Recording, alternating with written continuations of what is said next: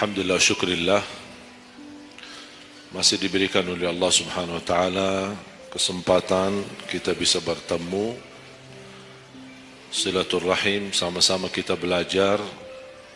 Kalau 1 tahun sudah berlalu, 1 tahun sudah begitu luar biasa cepat, dan ini menjadi bagian dari umur kita. Bertambah 1 tahun, berlalu 1 tahun, berarti akan melangkah lebih dekat kepada kematian. Sebenarnya bukan berapa usia kita, tapi apa isi usia kita. Bagaimana Rasulullah SAW menjelaskan di hadis yang sahih, di hari kiamat tidak akan tergeser kaki seorang sambil ditanya oleh Allah 4 pertanyaan. Berarti kita akan menghadapi 7 pertanyaan. 3 di kuburan, menghadap munkar nakir, man rabbuka, ma dinuka, man nabiyuka. Yang tersisa 4 nanti di hari kiamat, sebelum dimulai hisab, sebelum tergeser kaki kita ke surga maupun ke neraka, ditanya oleh Allah Subhanahu wa taala 4 pertanyaan. Yang pertama, an umurihi fima afnah. Umurnya apa yang kamu lakukan? Allah tidak akan tanya berapa usiamu, tapi apa yang kamu isi dalam usiamu. 60, 70, 100 tahun, kurang, lebih, Allah tidak berdulikan berapa usia kita.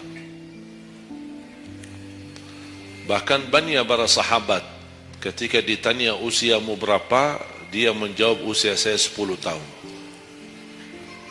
Padahal sudah tua, sudah di atas 50, ada yang di atas 40. Tapi kenapa begitu ditanya soal umurnya dia menjawab 10 tahun? Ternyata mereka menghitungkan usia yang sebenarnya adalah usia yang terisi taat. Masa jahiliyah, sebelum datangnya Islam, mereka menganggap itu semua usianya sia-sia. Berarti kalau ada orang muslim tidak salat sama sekali sampai usia 50 tahun, semua usianya sia-sia. Karena tidak ada ibadah satupun yang diterima kalau tidak pernah salat. Biarpun dia haji setiap tahun, puasa setiap Ramadan, dia bersedekah, berinfak setiap hari, tapi tidak pernah salat 5 waktu sama sekali, sia-sia amalannya. Karena pertama yang akan dihisab oleh Allah salatnya. Kalau salat itu beres, baru akan ditanya yang lain. Kalau salatnya tidak ada, Allah tidak perlu bertanya yang lain. Makanya saya selalu berkata, khususnya pada pemuda-pemudi, seberapapun dosamu, jangan tinggalkan salat. Karena salat itu ibadah yang langsung menyambungkan kita sama Allah, tali hubungan kita sama Allah. Kalau tali hubungan kita sama Allah terputus, tidak ada tali yang bisa sambung lagi. Dan selama anda menjaga salat, berarti masih ada harapan masuk dalam golongan yang akan diampuni Allah. Ada ampunan, ada harapan ampunan. Tapi kalau tidak salat, terus bagaimana Allah ampuni kalau tidak mau bertaubat? Banyak orang berkata, saya malu, atau dia merasa ada bisikan di hatinya, buat apa lo salat? Ngapain? Perilaku kamu aja tidak benar, sama orang tua aja tidak benar, dosamu tidak pernah henti-henti, percuma salat, tidak usah. Itu ingat bisikan syaitan. Atau ada orang taubat, selama dia tidak salat, lancar, beres, aman, tidak ada apa-apa. Begitu dia taubat, dia merasa sedih, menyesal, dia mulai menjaga salatnya. Hilang motornya, kehilangan kerjaannya, diuji sama Allah SWT dalam rumah tangganya, setan datang, coba kamu aja dulu biasa-biasa aja, tidak pernah ada ujian. Begitu anda mulai salat ada ujian. Ngapain? Udah berhenti aja salat, nanti kembali beres. Berhenti salat. Berarti niatnya bukan taubat. Niatnya salat, ya Allah mohon aku salat tapi Allah jaga motor aku ya. Itu niatnya. Bukan salat karena Allah, tapi salatnya karena terjaga motornya. Itu beda niat. Berarti ketika kita berlaku ibadah, melakukan sesuatu ibadah, tapi ada ujian yang masuk, jangan anda salahkan ibadahnya, tapi salahkan niatmu. Ada apa dalam niatmu? Pasti ada salah niat. A'maru ummati baina 60 wa 70. Standar umur umatku antara 60 sampai 70. Ada yang melebihi dari itu, tapi sedikit sekali dibanding yang lebih mudah. Saya kemarin hitungkan 60. Apa yang kita lakukan di dalam usia 60 tahun. Dari lahir sampai balik. Sampai tahun berapa? 15? Kita sepakat 15? 15 tahun. Berarti sebelum balik belum taklif. Sebelum balik belum taklif. Haji boleh tapi tidak wajib, karena syarat haji harus balik. Syaratnya harus balik, walaupun diperintahkan, dibiasakan untuk melaksanakan salat. Tapi anggaplah belum taklif, belum ada taklif, belum ada kewajiban, berarti 15 tahun itu sia-sia. Dipotonglah dari 60, berapa sisa? 45. Tidur sehari berapa jam? Ya kita bicara standar, katanya menurut kesehatan, tidur yang normal dan pas dan cukup adalah 8 jam. Anggaplah 8 jam tidur. Ada yang tidur 12 jam. Ada yang tidur bangun, salat tidur bangun, salat tidur bangun. Kalau hari libur dia tidur, tidak capek tidurnya. Begitu bangun, ya Allah begal badan saya, tidur lagi. Saya hitungkan 8 jam. 8 jam dalam sehari berapa kalau dibagi? Dalam sehari. Sehari berapa jam? 24 jam. 8 bagiannya berapa jadinya? Sepertiga. Sepertiga sehari tidur. Sepertiga 60 tahun berapa? 20. 20 tahun ngapain? Tidur. 20 tahun cuman kerjaannya tidur. Mulai dari 8 jam. Coba, memang terlihat angkanya tidak terlalu besar. Tapi kalau dihitung dalam usia 60 tahun, 20 tahun tidur. Ditambah 15 belum taklif, jadi 35. Tersisa berapa dari 60? 25. Cari nafkah dan rezeki.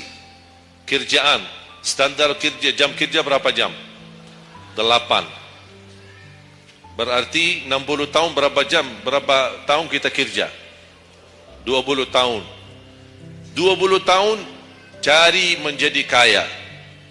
Tapi 20 tahun masih stres. Tak jadi kaya-kaya. Masih bermasalah. Ditambah habis 20 tahun pensiun, tambah hutang. Belum lagi hutang sana sini. Sekarang semua serba hutang. Dan yang aku heran, kenapa orang Indonesia suka berhutang? Ada masalah sedikit hutang. Sekarang HP cicilan, bagus-bagus. Begitu saya kemarin diajak sama teman foto, saya lihat HP ini, Masya Allah HP yang terbaru ini. Maaf Pak, cicilan.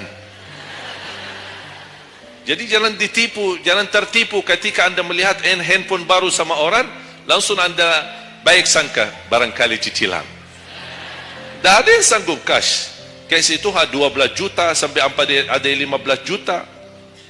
Bawa mobil yang mewah, cicilan. Begitu pindah rumah, cicilan. Jalan-jalan besok juga nikah, cicilan. Semua serba cicilan. Dan terpengaruhi dengan promo sana, sana ini, ada ini, non persen, non ini, apa, sini beli satu, dapat satu. Dan semua serba hutang. Tanpa kita sadar, tidak sadar, memang mudah kita awal-awalnya berhutang, tapi begitu sudah jatuh tagihannya, pusing. Memang hutang ini bikin aku stres. Ada orang minta sama saya amalan. Ada enggak amalannya supaya saya bisa mengatasi masalah hutang ini? Saya bilang mudah amalannya, jangan berhutang lagi. Udah. Sudah selesai. Hutang itu di dalam Islam dibolehkan kalau sudah benar-benar keadaannya darurat. Sudah tidak ada solusi, tidak ada jalan, tidak ada yang bisa bantu, tidak ada yang bisa menolong. Akhirnya terpaksa, dan hati-hati dari riba. Jangan terpaksa nanti beralasan, ya Allah saya terpaksa menggunakan pinjaman bank tapi riba. Pinjam 100 juta kembalikan 120 juta. Dosa besar. Masih lebih ringan dosa zina sama ibu daripada terima uang riba. Nauzubillah min zalik. Saya hitung dalam 60 tahun bagi orang yang rutin menjaga salat 5 waktu. Tahu enggak hasil hitungan saya dapat berapa? Anda jaga salat selama 60 tahun itu menghasilkan ibadah cuma 2 tahun 7 bulan. Total salatmu dalam 60 tahun 2 tahun 7 bulan. Karena salat 5 waktu berapa? Tidak sampai 1 jam. Tidak sampai 1 jam. Saya bicara yang wajib. Ada, bagaimana saya hitung kalau ada orang yang tidak salat sama sekali? Na'udzubillah, sudah habis sia-sia umurnya kalau tidak salat sama sekali. Saya belum hitung tarawih 23 rakaat 7 menit. Nah, itu beda urusan itu. Ada tarawih 23 rakaat 7 menit? Tidak ada tarawih. Jangan apa suuzzan, itu namanya olahraga. Olahraga paling cepat selesai dapat juara 1. Jadi kita harus baik sangka, jangan suuzzan. Karena itu bukan salat. Yang aku heran itu setiap tahun itu tradisi ini terulang setiap Ramadan. Menjadi sebuah kebiasaan yang seharusnya menjadi kebiasaan agama atau kebiasaan beribadi. Dan kenapa itu hal menjadi betul-betul sesuatu yang kebiasaan, menjadi tradisi? Kenapa? Aku heran ini. Ada yang bisa jawab? Kenapa ketika masuk Ramadan tetap menjalankan 23 rakaat tapi dengan cara cepat? Aku heran belum menemukan jawabannya. Ada apa dengan 23 rakaat harus selesai cepat? Dan ini khusus di bulan Ramadan. Aku sangat kagumi ketika mendengar seorang imam begitu maju imam tarawih rakaat pertama, Allahu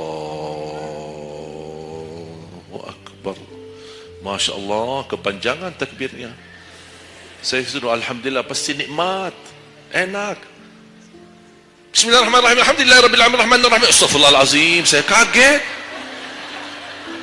barusan sudah enak, ngapain cepat-cepat? Ketika saya di salah satu kampung, ada seorang bapa di samping saya. Saya datang ke masjid, sudah mereka mulai tarawih. Yang aku kasihan bapa di sebelah saya, barangkali usia 80, 90. Gerakannya tidak sama seperti kita, kan kita masih muda, masih bisa mengejar imam. Habis bacaannya imam, saya tidak bisa mendengar kecuali ujung ayat. Oh, ini Al-Fatihah. Bismillahirrahmanirrahim. An-Na'im. Apa? Alhaakumut takatsur. Allahu Akbar. Sami'allahu liman hamidah. Allahu Akbar. Saya masih ikut. Yang saya kasihan bapa yang di samping saya ini. Begitu imam ruku', bapa kan pelan-pelan, kan begal badannya, sudah tua, fisiknya tidak kuat, turun pelan-pelan, imam sudah sami'allahu liman hamidah. Bapa berdiri lagi, dah jadi rukuk bapa. Pas begitu sujud, kita semua turun sujud. Bapa saya lihat pelan-pelan sambil batu-batu. Turun.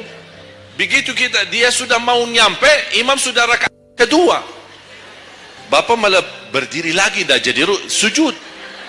Astaghfirullahaladzim, kasihan bapa, dah jadi rukuk, dah jadi sujud. Pas di rakaat yang kedua, saya megang tangannya, Pak kita pulang aja deh. mukmin dengan salat tarawih di rumah sendiri. Itu bukan salat tarawih. Ramadan cuma berapa kita menemukan Ramadan? Orang yang sudah wafat, kalau kita boleh berbicara dan dengar bisikan apa yang mereka bisa jawab. Wallahi, semua orang yang sudah mati berkeinginan kembali ke dunia untuk menikmati bulan Ramadan. Mereka ingin menikmati bulan Ramadan, menikmati tarawih, menikmati suasana buka puasa bersama, bagi-bagi sahur dan aktivitas yang lain. Ini kesempatan, kita masih diberi oleh Allah umur, sehat walafiat, maksimalkan. Tidak semestinya 23, mau 11 boleh, mau 23 boleh, mau seberapa pun tarawihnya, mau salat tahajud di rumahnya boleh. Ulama sudah menjelaskan jumlah salat malam atau tarawih yang paling sedikit 2 rakaat, yang paling banyak tidak ada batasnya. Jadi kalau kita 2 rakaat, 4 rakaat tutup witir, sah. 8 rakaat tutup witir, sah. 10 rakaat tutup witir, sah, tidak ada masalah. Tidak harus 11 atau 23. Intinya bukan jumlahnya, tetapi cara melaksanakannya. Apalagi kalau bacaan imam bagus, fasih, jelas hurufnya.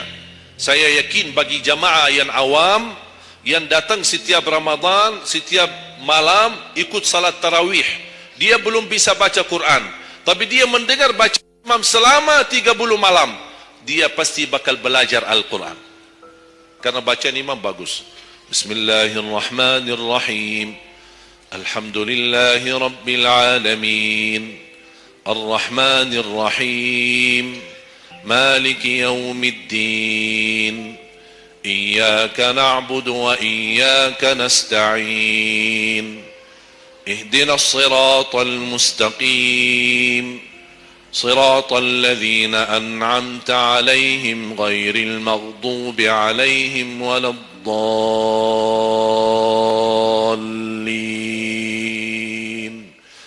آمين.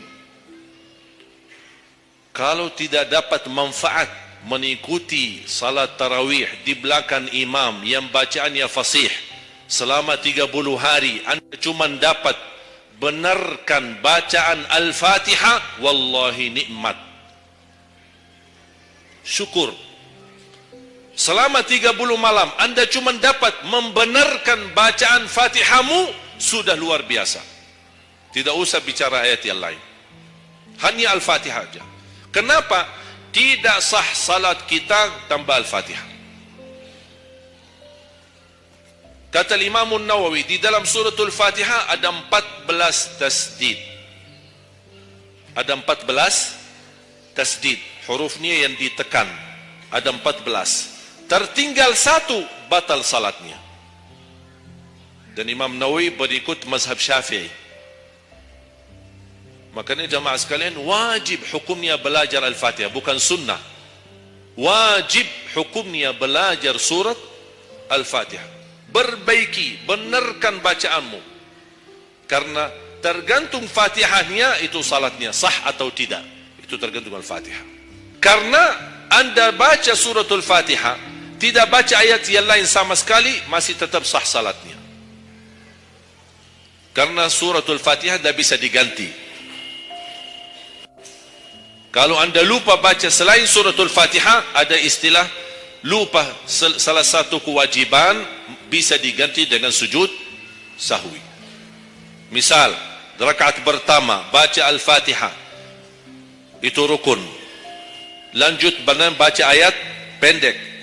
Anda tidak sadar, habis waladhdallin, amin, Allahu Akbar. Lupa baca ayat, itu diganti dengan sujud sahwi. Itu kalau di salat wajib. Tapi kalau di salat sunnah, tidak ada wajib atau rukun selain suratul Fatihah. Jadi anda kalau salat sunnah cuma suratul Fatihah, kemudian takbir, rakaat yang kedua suratul Fatihah, dan kemudian langsung ruku', sah salatnya, tidak apa-apa. Tidak harus baca surah-surah yang lain. Itu di salat sunnah. Tapi kalau di salat wajib, hukumnya baca Al-Fatihah rukun, hukum baca surah yang lain wajib. Kalau terlupa, diganti dengan sujud sahwi. Sujud sahwi 2 kali sebelum salam. Habis tahiyat, sujud 2 kali, kemudian langsung habis itu salam. Dan habis sujud sahwi tidak bagi tahiyat lagi. Sudah cukup tahiyat yang anda baca. Makanya kembali lagi jemaah sekalian, umur bukan berapa usianya, tapi apa isinya. Maka Rasulullah SAW bersabda, ni'mal abdu salih man tala umur wa hasun amalu. Sebaik-baik hamba yang salih, yang panjang usianya, tapi baik amalannya. Baik amalannya. Bulan Syaban ini sekarang tersisa kurang lebih 14 atau 16 hari. Rasulullah SAW punya kebiasaan puasa Syaban full. Sampai kata Siti Aisyah, tidak pernah aku melihat Rasulullah puasa 1 bulan penuh selain bulan Ramadan sebagaimana di bulan Syaban. Penuh ni Rasulullah SAW. Bukan nisfu. Setiap datangnya Syaban ditanya nisfunya, mana nisfu Syaban? Nisfu. Full Syaban, puasa aja.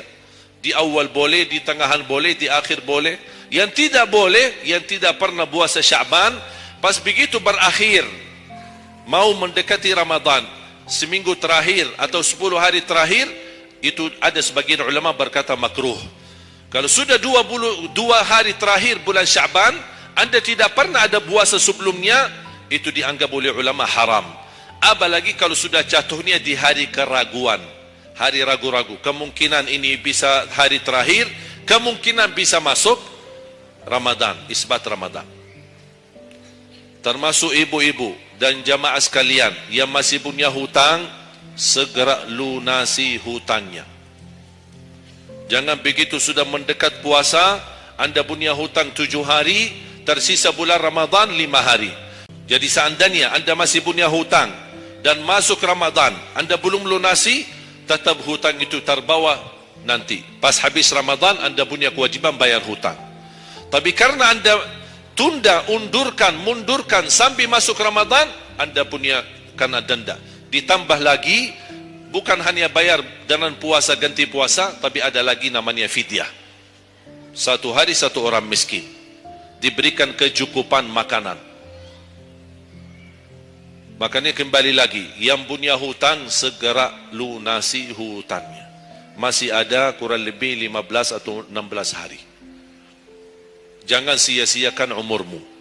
Yang kedua, pertanyaan Allah Subhanahu wa taala, wa an syababihi fima ablah.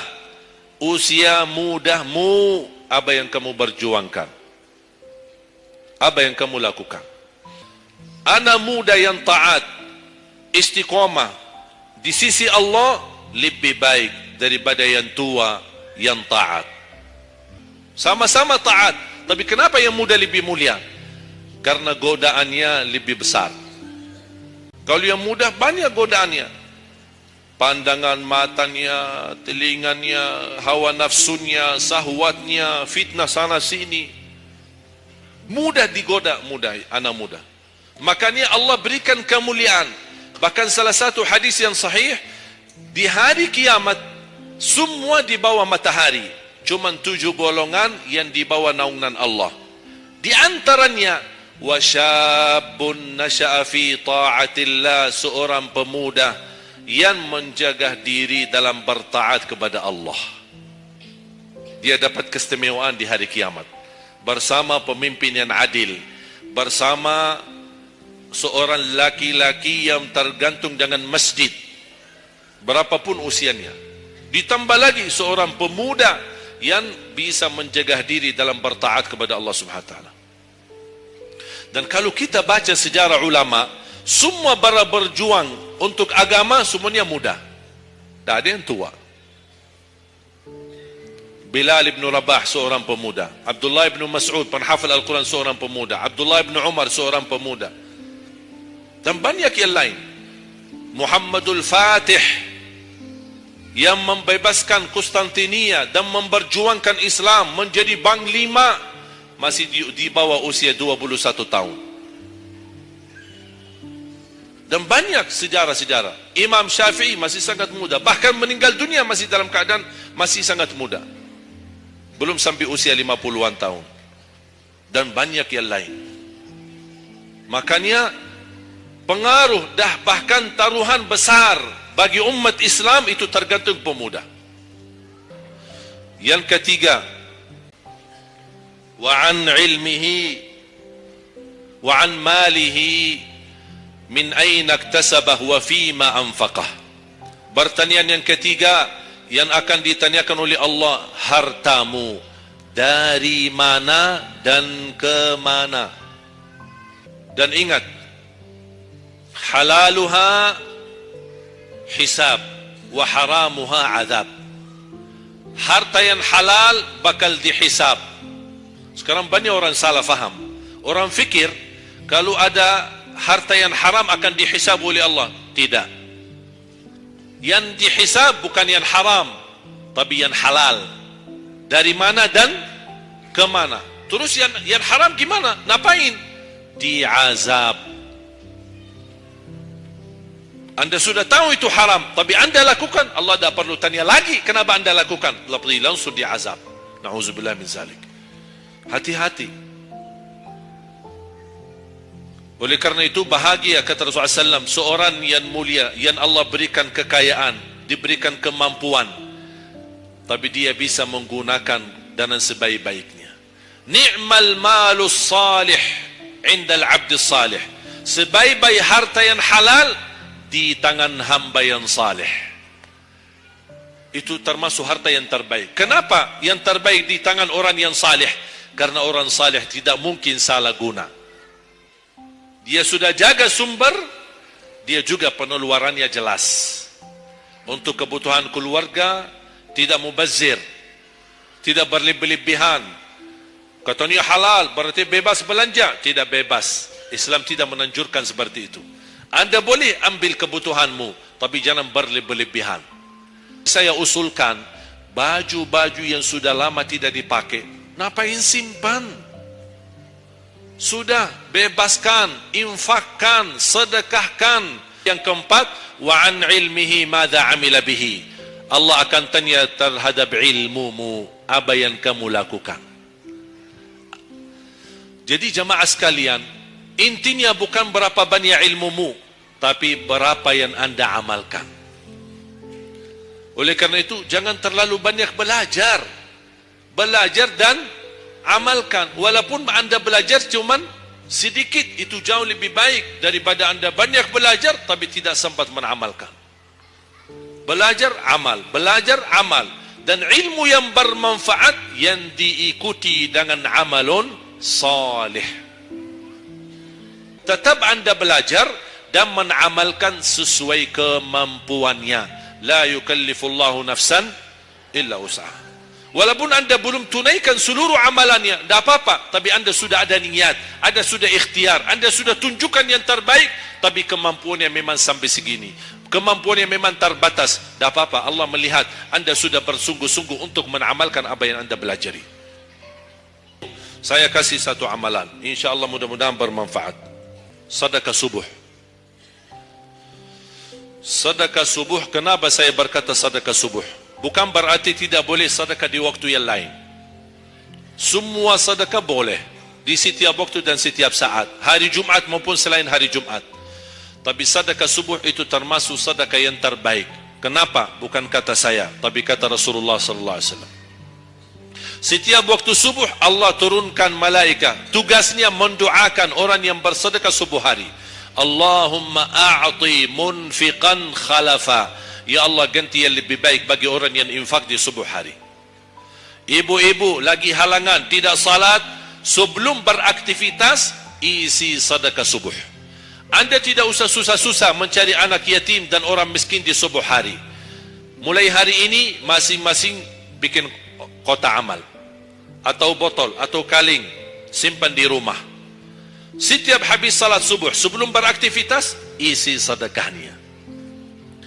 Apalagi kalau sedekah itu disertai doa. Begitu anda sedekah, sebutkan hajatmu. Ya Allah, dengan berkah sedekah ini, ya Allah, saya ingin nikah. Mudahkan jodoh. Ada yang sedang melamar kerjaan, anda isi, wallahi dahsyat amalan ini, wallahi dahsyat, manfaatnya banyak untuk menyembuh penyakit, menabulkan hajat, memudahkan urusan. Dan tidak pernah saya sampaikan amalan ini, semua alhamdulillah berhasil mendapatkan hajatnya. Begitu anda isi, doa, ya Allah, dengan berkah sedekah ini, mudahkan lamaran kerjaan saya. Ya Allah, dengan berkah sedekah ini, mohon titipkan pahalanya untuk kedua orang tua saya. Kalau ada yang merasa dirinya suka marah, suka emosi, ya Allah, dengan berkah sedekah ini, tenangkan hati dan jiwa saya agar tidak emosi lagi.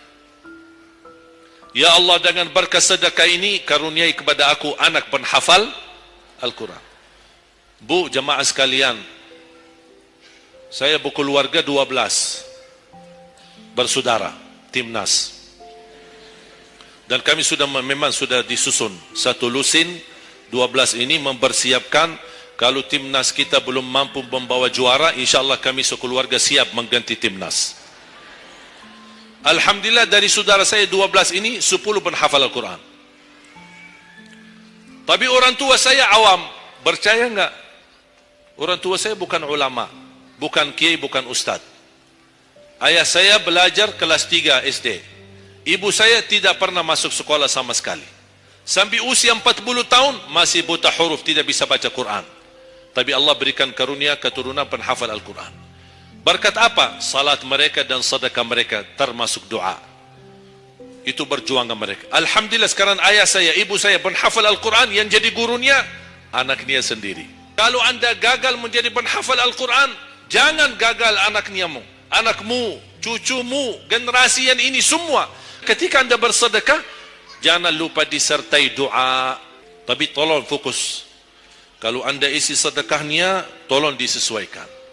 Jangan isi sedekahnya koin, teng, tapi doanya sampai terbit matahari. Tidak ada malunya. Kata Allah, koin-koin aja sedekahnya, doanya dah habis-habis. Hajatnya panjang, lebar.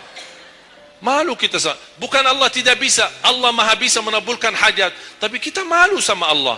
Kok cuma bikin teng, ya Allah, ya Allah, ya Allah, panjang. Fokus. Kalau usulan saya, satu sedekah, satu hajat. Satu sedekah, satu hajat. Dan insyaAllah akan anda melihat manfaatnya. Barakallahu fikum. Terima kasih. Semoga bermanfaat. Kurang lebihnya mohon maaf. Mungkin ada panitia ingin menyampaikan selanjutnya. Wallahu a'lam. Subhanakallahumma bihamdik. Asyhadu an la ilaha illa anta astaghfiruka wa atubu ilaik. Wassalamualaikum warahmatullahi wabarakatuh.